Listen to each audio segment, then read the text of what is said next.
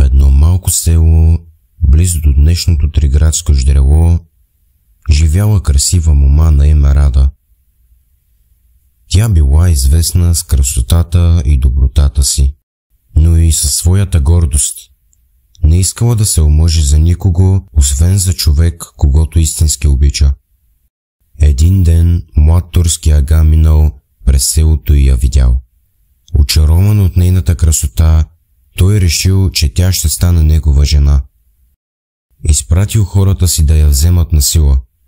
Момата избягала в планината, като вярвала, че познава по-добре скритите пътеки от преследвачите си.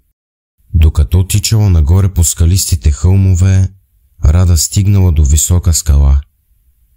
Когато видяла, че няма къде да продължи, а преследвачите й били съвсем близо, тя се обърнала към небето и извикала: „Майко Родопа, спаси ме!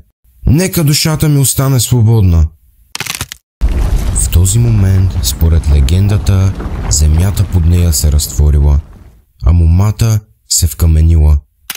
Турците стигнали до мястото, но намерили само една висока, тясна скала, която приличала на застинала в камък жена. Местните хора започнали да наричат тази скала момата и вярвали, че тя пази тяхната свобода и чест. Дори и днес, ако минеш през ждрелото и слушаш как вятърът свири между скалите, казват, че можеш да чуеш тихия шепот на Рада, която още бди над хората от Родопите.